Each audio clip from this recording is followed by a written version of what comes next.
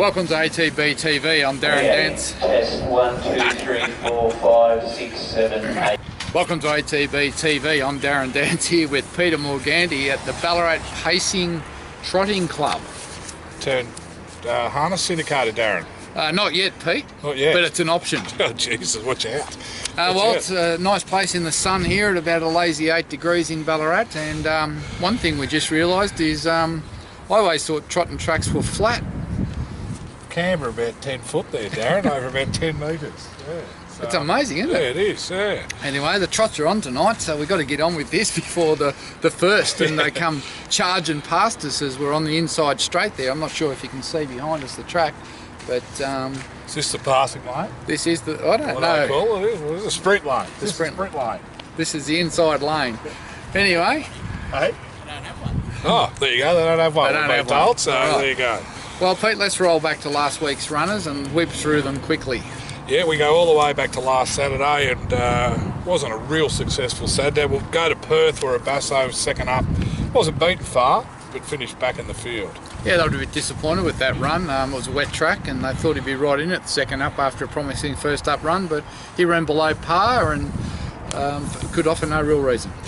Goes around this weekend again. We'll touch on that race a bit later. Clairvaux was a super second up effort at Caulfield, beaten just under 3 lengths, come from a long way back. I think it's fair to say he exceeded all expectations, Clairvaux, and only got beat to 2.9 lengths, hit the line good.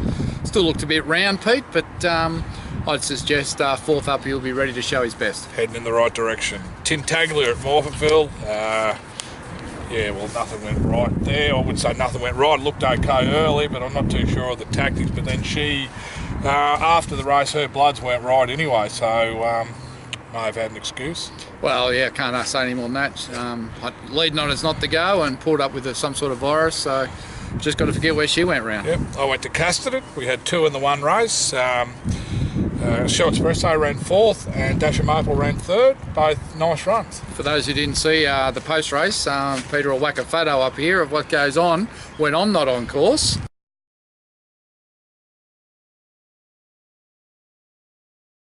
Punching above your weight, I'd say. I thought I had the short end of the straw going a 6-hour round trip, but that fixed it. That fixed it? Put a smile on your face? Put a smile on your face. Look, I thought Dasher Maple's run was good.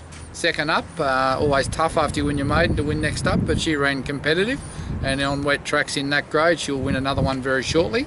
And Short Espresso I thought was a better run with Christine Pools on, so I want to keep her on for his next run. I think he's backing up Sunday. Yeah, for sure.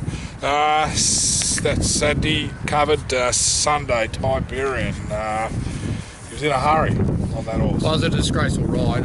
Very disappointed. Felt sorry for all the owners that went over to watch him in that race. Never going to be an easy race in Group 1, but I thought he was a top 5 chance, but they got into a speed war up front, and the two, he battled with the other horse for the lead, and neither would hand up, and they both ran well back. So just got to put a line through that. And we go to Goodwood in about a month with him, and that'll probably be nearly his final run before coming out for the Melbourne Cup. Very good. Monday, nothing. Tuesday, we found a winner, Corrigan Air. Yeah, well, another horse that exceeded all expectations. I've been trying to get this horse to settle back and run on. Sometimes it takes 3 or 4 runs. Sometimes they never really accept that sort of change after being a mad leader, but credit to the Hayes Dabinick team. To be able to do that, and he powered away with 61.5 kilos to win by 2.5 lengths. Look, it's a 0 to 58, but he showed there that he's not one-dimensional. He showed a little bit of promise there, and I'd say when he goes back in 3 weeks, he'll be competitive again on that run. Yeah, exactly, and Dean Yandel's misfortune with his injury was Corey Parrish's fortune, and he rode it very well. I don't think he'll be coming off, Corey. No, he'll keep the ride, and with that, best of luck to Dino. He's out for 4 to 6 weeks. Had a fall? Yeah, fall at Mildura, and original x-ray showed nothing. Since having had an MRI, and the original doctor rechecked the x-rays, he got a broken scapula. So scapula, what's that? Shoulder blade, is it? Somewhere in that area? Yeah. Somewhere. How big's the break? I don't know. Fracture. Shoulder blade's about that big. Yeah, well, it might be all of it. Not much of Dean. But he's out for the rest of the season. Oh, that's disappointing. Yeah. So his golf will be no good. No, nothing. And we'll miss him. He was in Rides Ballarat, a lot of winners for us. in Ballarat today, looking for where the Winter Wonderland skiing thing was. So he's up and about, the Angry Ant. But yeah, no, it's a disappointing end to what's been another good season for Dean, not just for himself, but also for us. Yeah, no, he's a terrific rider, rides a lot of winners. So at least he's escaped serious injury. Yeah, And he'll make a full recovery. exactly. Yesterday you went to Sandown, High Largo, second. Looked the winner at the 200. But, Looked the winner of the 400, I thought. Yeah. Couldn't have rode any better, Johnny Allen. And yeah, the winner sat on our back. And look, it's probably a class above us. We're just trying to win a city race before we go to start after being stakes placed as a 3-year-old. Thought we had it at the 400, but just got run down by one of Jamie Edwards. It's pretty smart, had form around Yogi. Yeah, which is good form. So it's good form, better than us, but we get our chance back there in 3 weeks. 2400 looks ideal. So that covered them all. Tomorrow we'll head to Bendigo. We've got serious witness in the 2400 metre maiden. A mare that's had 10 starts, never been further back than 5th, so she's due. Yeah, well, she's still a maiden, Capital so D. I'd say she'd start favourite. Yeah, she'd have to be. Geordie Charles back on. Got to be hard to beat. Yep. That's Friday, Saturday. We've got a Basso, as I mentioned earlier. He's going around again in a mile in a mile from barrier 1, Jared Noski. Interesting to see what happens. Pete disappointed last start. You know, trainer could find nothing wrong with him. Maybe just put it down to the fact that he was 3 wide with no cover, and you know, I don't know. I don't know what to think. I just think that on his best form he'd be right in this, so I'd want to see him doing something. Wouldn't want to be 3 wide from gate 1. No. Doomben, she's our star. Looks a good race for her. Disappointed she drew 1. Probably means they're going to ride a Ford again. Yeah. She's not favourite. There's a horse in there that's had 1 start, won by 6, so Yep. it's got a boom on it. So that'll be no easy race for her. But on her best form, if she settles, she won't be far away. 1050. Back to 1050. Yeah. Doesn't run 1200, no doubt about that. But Yeah. anyway, yeah, hopefully we can see some better run from her. Sunday, 4 runners. Warrnambool Silver Stratum. Ready to win. 1700, and we'll get a bog track. Which Ready to win. Barrier 14 won't hurt either. Darren, last race of the day, 3 wide with cover. Just moving to the race at the 600. John Allen on, which is no... Johnny's ridden and won on him, so that's... Start favourite. Yeah. You'll back it. Short Espresso, Christine stays on after the better run at Casterton, as we mentioned earlier. Barrier 1 may be a bit of an issue. Oh, she'll just go back. She'll go back and let him settle. Like, Yep. she watched all the runs, and probably credit to her. That's why we kept her on. But I think she'll go back and let him settle, leave him alone early, and just get into him at the straight and try and find the best part of the track, Pete. You might have to walk that track and find the best going. Take the gumboots. Well, you're an experienced track walker. Track walker.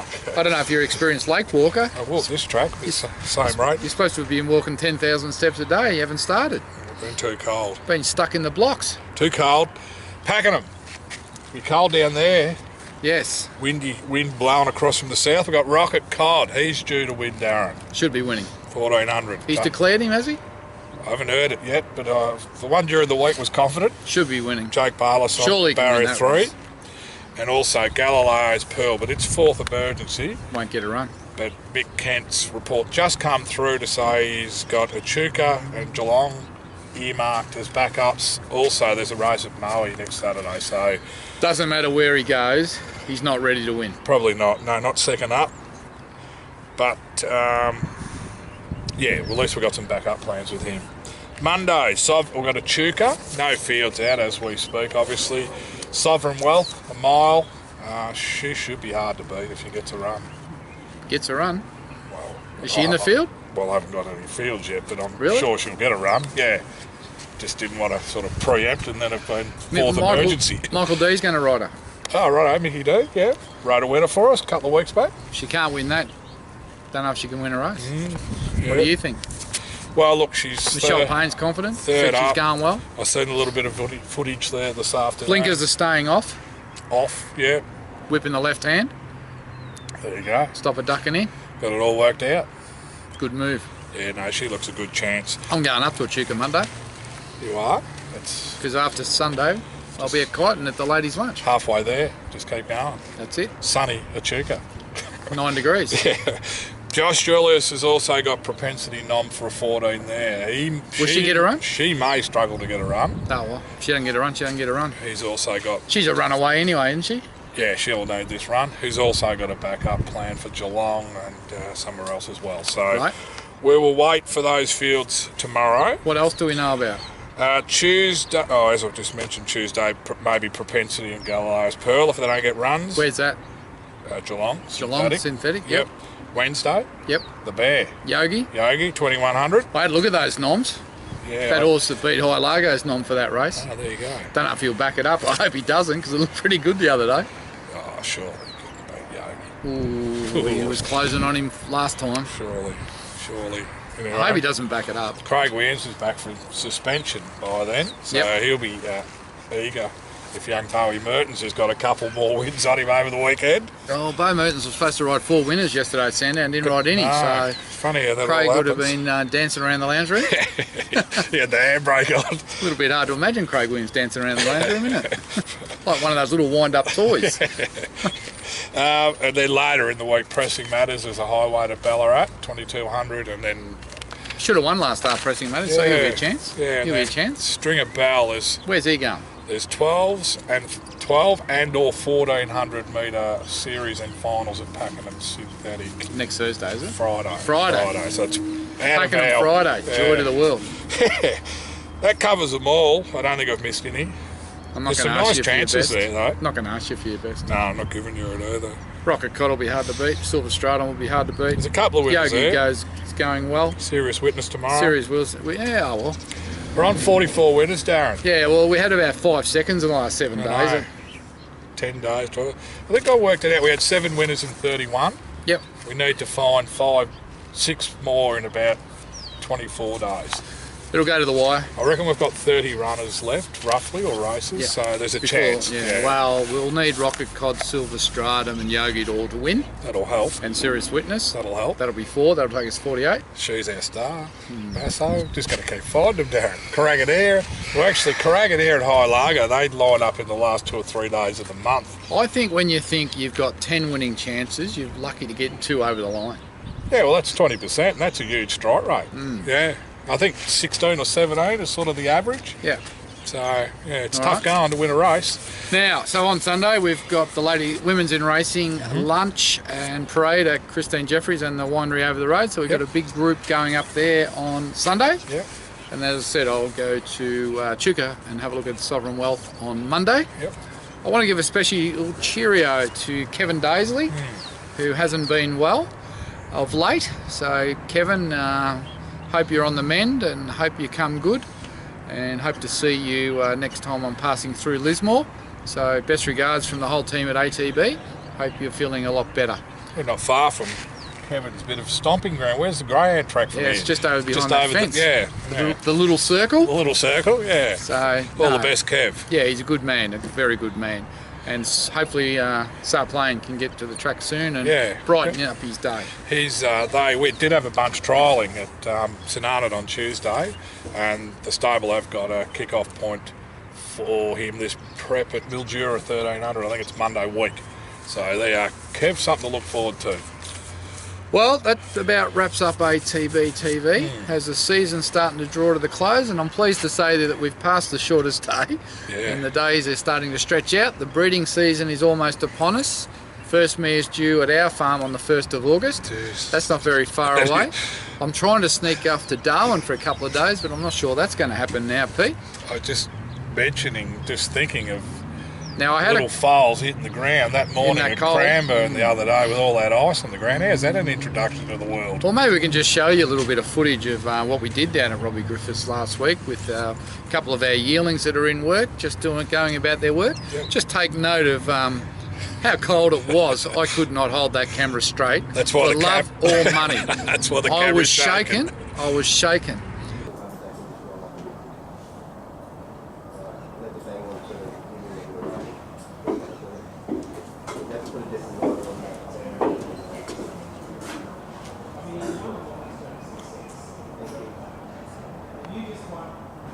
And we had to edit it because everyone walked out. He's got a big deck there that you walk out.